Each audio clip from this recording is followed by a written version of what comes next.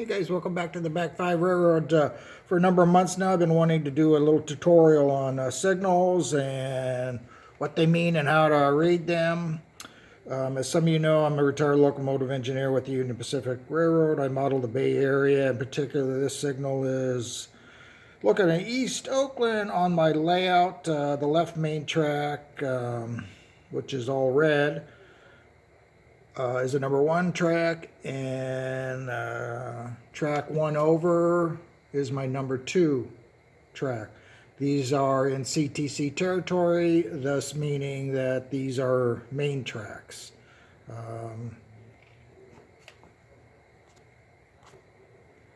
Now when reading these signals, in the system special instructions of the Union Pacific Railroad, there's 3 different terms. Signals have a name. In particular, on the number 2 track, you're seeing a clear signal. They have an aspect. The aspect is green. And they have an indication. The indication of this is proceed. You're going to proceed at whatever speed is specified in the system special instructions or in the timetable listing your exact speed. Now, my railroad speed of these 2 tracks is 50 miles an hour. The crossover speed in my timetable is 30 miles an hour for these 2 particular crossovers. Now, this signal that I'm showing, its name is going to be Advanced Approach. Its aspect is a flashing yellow. And its indication, now this is just for freight speed, is to immediately reduce to 40 miles an hour and be prepared to stop at the second signal. Again, at the second signal. Now this signal, again on the number 2 track, its name is Approach.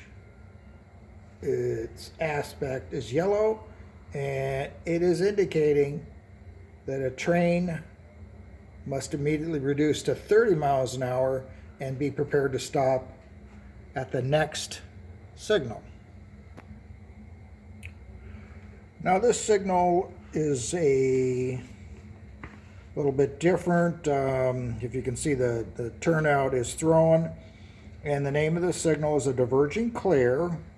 Its aspect is red over green, and this is telling me to proceed through the diverging route through the prescribed speed of the turnout, usually written in your timetable, and again on my railroad it's 30 miles an hour. Now this signal's name is a Diverging Advanced Approach.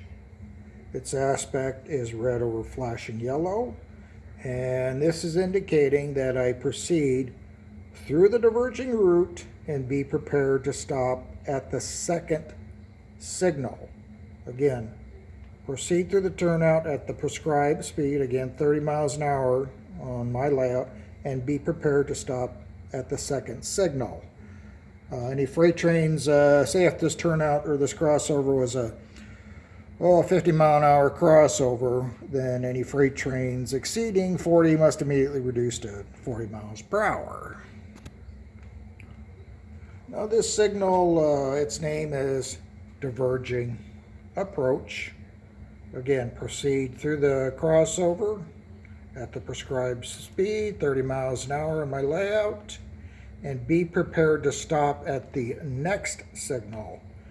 If you're exceeding 30 miles per hour, say if that crossover again was faster than the 30, say 40 or 50, then you need to immediately reduce to 30 miles per hour and be prepared to stop at the next signal. Now here we have our most restrictive signal. Name of the signal is Stop. Railroad terms, we say all red. And you need to be prepared to stop before any part of this or any part of your train passes that signal, otherwise you no longer have a railroad career. Oh, and one last thing to add to that is there's no way in hiding it either, because the dispatcher will know that you went by the red signal. It'll tell him on his computer, and a download of your engine will also provide that information to the managers. Now this signal displayed on the number 1 track, this is probably one of the, outside of the stop signal, is probably one of the most serious signals governing your movement. Its name is restricting, aspect flashing red, and it indicates that you are required to move at restricted speed. And of course, if you're going through a turnout, say if you're lined through a turnout crossover at the prescribed speed of that turnout. 6.27, you can take a whole day-long class on that. That's covered under G-Core, which is General Code of Operating Rules, 6.27.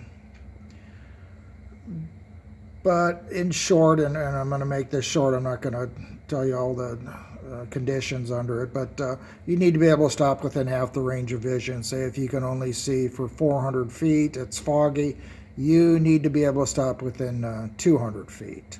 Reason being is, say if there's another train backing up, he needs to be able to stop within the same, so you don't collide. So stopping short of a train, engine, railroad equipment, manor equipment,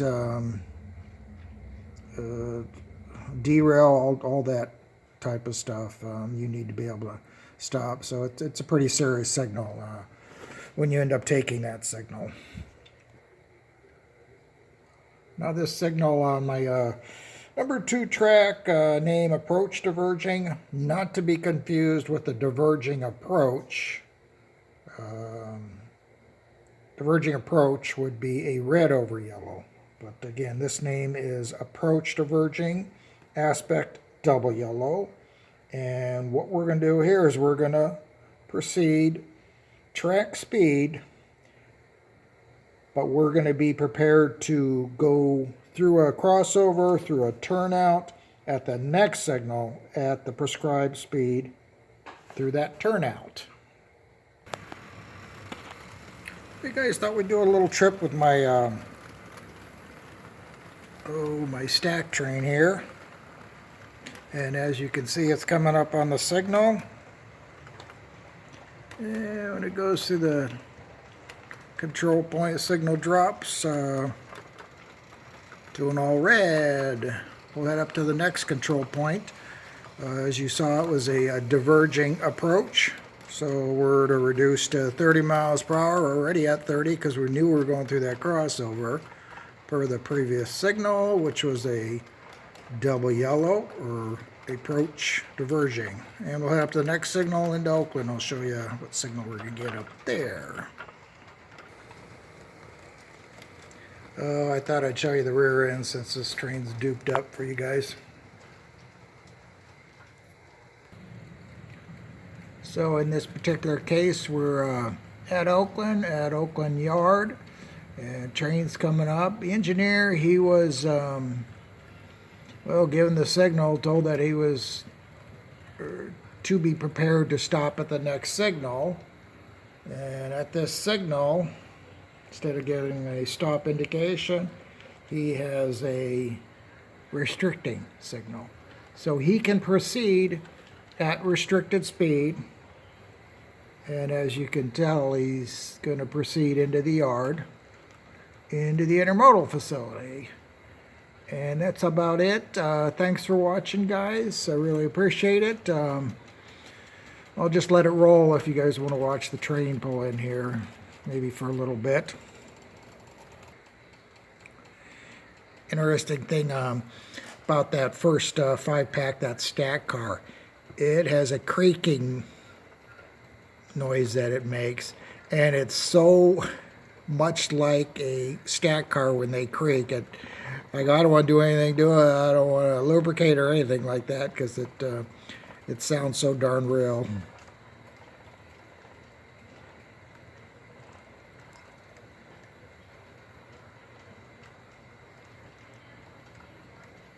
Hey, by the way, while you guys are watching this, so I started the layout 2005. It's a 40 foot by 20 foot double deck. As you guys know, I call it the Bay Area and Central Valley Railroad, the BAC V for short. Just kind of a play on letters or whatever.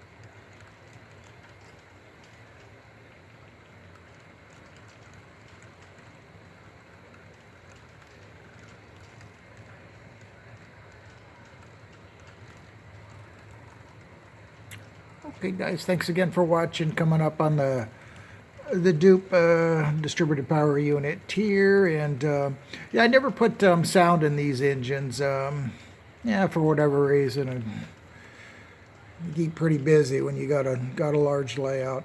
That's for sure.